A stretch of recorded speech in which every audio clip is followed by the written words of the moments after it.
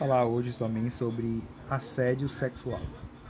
Segundo a lei, assédio sexual é um tipo de crime que consiste em constranger alguém para obter favorecimento sexual, usando a condição de superior hierárquico para ser uma atitude física, como a tentativa de um beijo, um comentário insistente ou um convite para uma carona, ou até mesmo um gesto que cause constrangimento na outra pessoa e viole sua liberdade sexual.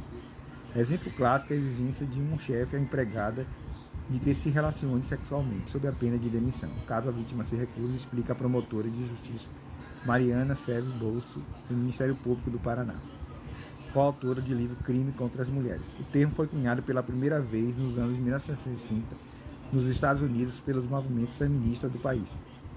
Existe a legislação brasileira desde 2001 no artigo 216-A do Código Penal. Em 80% dos casos, a vítima é mulher. Segundo a pesquisa feita pelo site Vagas.com, um dos maiores portais brasileiros de emprego, o assédio sempre tem a ver com a relação de ascendência de alguém que está acima da vítima. Nesse caso, a pessoa tira proveito da sua função superior e para fazer com que o outro aceite o que ela quer, explica a advogada criminalista Mayra Pinheiro, especialista em questões relacionadas à violência de gênero. Na maioria das vezes, os casos que chegam à justiça dizem respeito a situações ocorridas no ambiente de trabalho. Os casos podem ser chantagem ou intimidação, de acordo com o Ministério Público do Trabalho. No primeiro, a exigência de uma conduta sexual para evitar prejuízo. No segundo, a provocações inoportunas com o efeito de prejudicar a atuação da pessoa, ofendê-la, intimidá-la e humilhá-la. Mas também pode ser um professor contra a aluna, de um profissional de saúde contra o paciente, de um pastor contra o fiel que congrega na igreja, afirma Maia. Que atos configuram assédio sexual? A pena é de 1 a 2 anos de detenção. Então, a pena para o assédio sexual é de 1 a 2 anos de detenção. Atos que configuram assédio sexual: tentativa de beijos, toques indesejados, comentários, mensagens e gestos com conotação sexual, convites insistentes para carona ou para saírem juntos. Quando envolve diferença hierárquica, constrangimento da vítima caracteriza o assédio. Pode estar acompanhada de insinuações para a pessoa entender que, se quiser subir na empresa ou manter seu emprego, deve ceder às investidas de seu superior. Isso pode acontecer de maneira direta, como uma ameaça verbal indireta, por exemplo, quando a vítima passa a ser boicotada no trabalho após negar ou reclamar de alguma atitude. Mas em muitos dos casos, a ameaça aparece de forma velada, mas de alguma maneira o chefe deixa explícito que a pessoa vai ter prejuízo se disser não, explica a procuradora Ana Lúcia Tunf Gonzalez, da Coordenadoria Nacional de Promoção da Igualdade de Oportunidades e Eliminação da Discriminação no Trabalho do MPT. Qual a diferença entre assédio e paquera? Ana Lúcia responde os comentários de quem diz que agora tudo é assédio, explicando sobre a reciprocidade. Se você olha a pessoa e ela olha de volta, e você faz um comentário e ela responde, é normal. Relações afetivas são comuns no trabalho. Mas se você olha, o outro abaixa a cabeça e faz um comentário e o outro fica sem graça, mas mesmo assim insiste e no outro dia faz de novo, a pessoa ainda não está mostrando interesse, aí já estamos no campo do assédio. Diferença entre assédio, importunação sexual e estupro. Mayra afirma que para uma denúncia se configurar como assédio é preciso ter condições diferentes, hierárquia entre o agressor e vítima.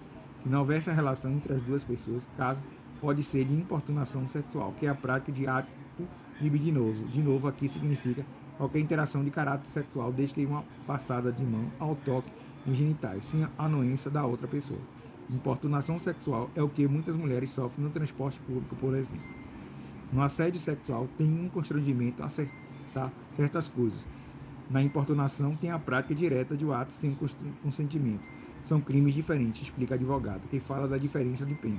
Enquanto no primeiro caso é de 1 a 2 anos de prisão, no segundo é de 1 a 5. Mas se houver algum tipo de violência, o crime é outro, estupro.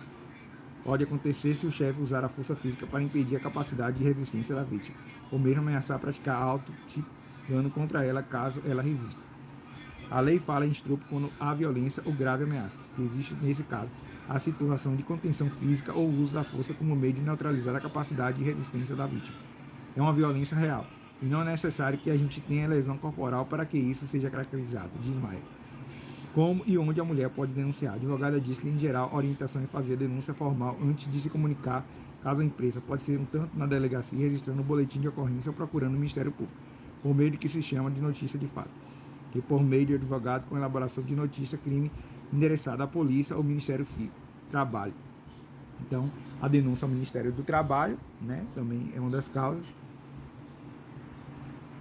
E por que o assédio prejudica psicologicamente a pessoa? Porque abala emocionalmente a pessoa fica uma pessoa com baixa autoestima, né? Ela também fica desconfiada de todo mundo, ela passa a desconfiar de todo mundo e achar que as outras pessoas podem agir do mesmo jeito que o agressor agiu com ela. Então, a vítima de assédio sexual, ela tem que ter um apoio psicológico, né? Psicanalítico também, entender por que ocorreu esse fato com ela e como trabalhar esses sintomas com ela para ela poder conseguir digerir essas coisas, né? Digerir essas coisas que aconteceram nela durante o assédio, né? Que ela possa compreender que isso foi uma coisa que aconteceu, mas que ela pode trabalhar psicologicamente isso, entender que isso vai afetar a vida dela, vai, mas que ela pode superar esses traumas, né? Um trauma psicológico, para poder superar e viver melhor.